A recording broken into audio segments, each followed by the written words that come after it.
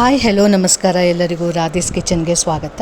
ಈ ಸಲ ವರಮಹಾಲಕ್ಷ್ಮಿ ಹಬ್ಬಕ್ಕೆ ಮಾವಿನ ಹಣ್ಣು ಮತ್ತು ಕೋವಾ ಹಾಕಿ ಹೋಳಿಗೆ ಮಾಡಿದ್ದೀನಿ. ಹೇಗೆ ಮಾಡಿದೆ ಅನ್ನೋದನ್ನು ನೋಡೋಣ. ಮೊದಲಿಗೆ ಒಂದು ಬಾಣಲಿಗೆ 2 ಸ್ಪೂನ್ ತುಪ್ಪ ಹಾಕಿ 3 ಕಪ್ಪು ಮಾವಿನ ಹಣ್ಣಿನ ಪಲ್ಪನ್ನು ಹಾಕಿ ಚೆನ್ನಾಗಿ ಮಿಕ್ಸ್ ಮಾಡಿದ ನಂತರ 2 ಕಪ್ಪು ಸಕ್ಕರೆಯನ್ನು ಹಾಕಿ ಸಕ್ಕರೆ ಕರಗೋವರೆಗೂ ಚೆನ್ನಾಗಿ ಮಿಕ್ಸ್ ಮಾಡಬೇಕು. ತುಂಬ ಸಿಡಿಯುತ್ತೆ. ಮುಚ್ಚಿ ಆಗಾಗ ತೆಗೆದು ಮಿಕ್ಸ್ ಮಾಡ್ತಾಯಿದ್ದೀನಿ. ಈಗ ನೋಡಿ ಕಲರ್ಫುಲ್ ಹೇಗೆ ಚೇಂಜ್ ಆಗಿದೆ. ಅದಕ್ಕೆ ಈಗ 300 ಗ್ರಾಮ್ ಅಷ್ಟು ಕೋವಾವನ್ನು ಸೇರಿಸಿದ್ದೀನಿ. ಸ್ವಲ್ಪ ಅದು ಕೋವಾ ಅದ್ರ ಜೊತೆ ಮಿಕ್ಸ್ ಆಗಬೇಕು, ಉಂಡೆಗಳು ಕಟ್ಟಂಗಾಗುತ್ತೆ.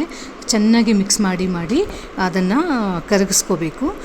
ಈಗ ಅದಕ್ಕೆ 1 ಕಪ್ ಆಗೋಷ್ಟು ಹಾಲಿನ ಪುಡಿಯನ್ನು ಸೇರಿಸಿ ಮಿಕ್ಸ್ ಮಾಡ್ತಾ ಒಂದು ಸ್ವಲ್ಪನೇ ಹಾಕಿ ಕಲಿಸ್ಕೊಳ್ತಾ ಇದ್ದೀನಿ. ಅದು ಕೂಡ ಉಂಡೆ ಥರ ಆಗುತ್ತೆ. ಅದನ್ನು ಚೆನ್ನಾಗಿ ಕಲಿಸ್ಕೋಬೇಕು.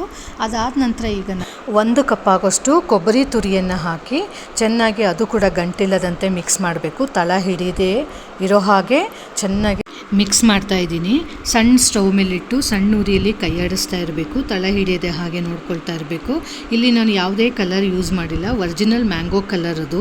2 ಸ್ಪೂನ್ ತುಪ್ಪ ಹಾಕಿ ಮತ್ತು ಏಲಕ್ಕಿ ಪುಡಿ ಹಾಕಿ ಮಿಕ್ಸ್ ಮಾಡಿ ಸ್ವಲ್ಪ ಗಟ್ಟಿ ಆಗೋವರೆಗೂ ಅದನ್ನು ಚೆನ್ನಾಗಿ ಮಿಕ್ಸ್ ಮಾಡ್ತಾ ಇದ್ದೀನಿ. ಸ್ವಲ್ಪ ಈ ರೀತಿ ಒಂದು ಕನ್ಸಿಸ್ಟೆನ್ಸಿ ಬಂದಮೇಲೆ ತಣ್ಣಗಾದ್ಮೇಲೆ ಸ್ವಲ್ಪ ಗಟ್ಟಿ ಆಗುತ್ತೆ ಅದು. ಈ ಥರ ಉಂಡೆ ಕಟ್ಟಿದ್ದೀನಿ. ಆಲ್ರೆಡಿ ನಾನು 3 ಕಪ್ ಮೈದಾ, 3 ಟೇಬಲ್ ಸ್ಪೂನ್ ಚಿರೋಟಿ ರವೆ ಹಾಕಿ ಒಂದು ಸ್ವಲ್ಪ ಎಣ್ಣೆ ಹಾಕಿ ಕಣಕವನ್ನು ಕಲಸಿಟ್ಟಿದ್ದೀನಿ. ಚೆನ್ನಾಗಿ ನೆನಿಲಿ ಅಂತ 3 ಅವರ್ಸ್ ಮುಂಚೆನೇ ನೆನೆಸಿಟ್ಟಿದ್ದೀನಿ ಕಲಿಸ್ಬಿಟ್ಟು. ಈಗ ಅದನ್ನು ನಾನು ಯಾವ ರೀತಿ ಫಿಲ್ ಮಾಡ್ತಾಯಿದ್ದೀನಿ ಅನ್ನೋದನ್ನು ನೋಡೋಣ. ನಾನು ಇದೇ ಥರ ನಾನು ಯಾವಾಗಲೂ ಕಣಕದೊಳಗೆ ಹೂರಣವನ್ನು ಇಟ್ಟು ಫಿಲ್ ಮಾಡೋದು. ಇದು ನೋಡಿ, ಇದು ಈ ಥರ ನನ್ನ ಬಟ್ಲ ಥರ ಬರಬೇಕು ಕಣಕ. ಅದರೊಳಗೆ ಹೂರಣವನ್ನು ಇಟ್ಟು ಈ ರೀತಿ ಎಳೆದು ಮೇಲಿಂದ ಈ ಥರ ಮಾಡಿ ತುಂಬಿಸೋದು. ನಾನು ಯಾವಾಗಲೂ ಈ ಥರ ಮಾಡಿದಾಗ ನಿಮಗೆ ಈವನ್ ಆಗಿ ತಟ್ಟಿದ್ರೆ ಎಲ್ಲ ಕಡೆನೂ ಹೂರಣ ಸ್ಪ್ರೆಡ್ ಆಗಿ ನಿಮಗೆ ಎಲ್ಲೂ ಯಾವ ಭಾಗದಲ್ಲೂ ಒಂಚೂರು ಹರಿಯೋದಿಲ್ಲ. ಕಾದ ಹೆಂಚು ಮೇಲೆ ತಟ್ಟಿರುವಂಥ ಹೋಳಿಗೆಯನ್ನು ಹಾಕಿ ಸ್ವಲ್ಪ ಸುತ್ತ ಎಣ್ಣೆ ಹಾಕಿ ಬೇಯಿಸಿದ್ರೆ ನೋಡಿ ಎಷ್ಟು ಚೆನ್ನಾಗಿ ಉಬ್ಬಿ ಬರ್ತಾ ಇದೆ ಅಂತ.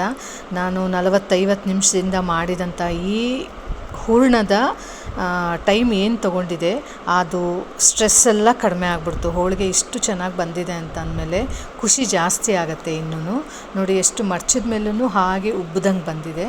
ತುಂಬ ಚೆಂದಾದ ಹೋಳಿಗೆ. ಮಾವಿನ ಹಣ್ಣಿನ ಕೋವಾ ಜೊತೆ ಹಾಕಿ ಮಾಡಿದಂಥ ಹೋಳಿಗೆ.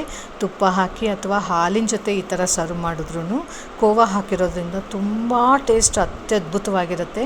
ಒಮ್ಮೆ ಒಂದ್ಸಲಿ ನೀವು ಕೂಡ ಮಾಡಿ ನೋಡಿ ಹೇಗೆ ಬಂತು ಅಂತ ಹೇಳಿ. ಬಾಯ್.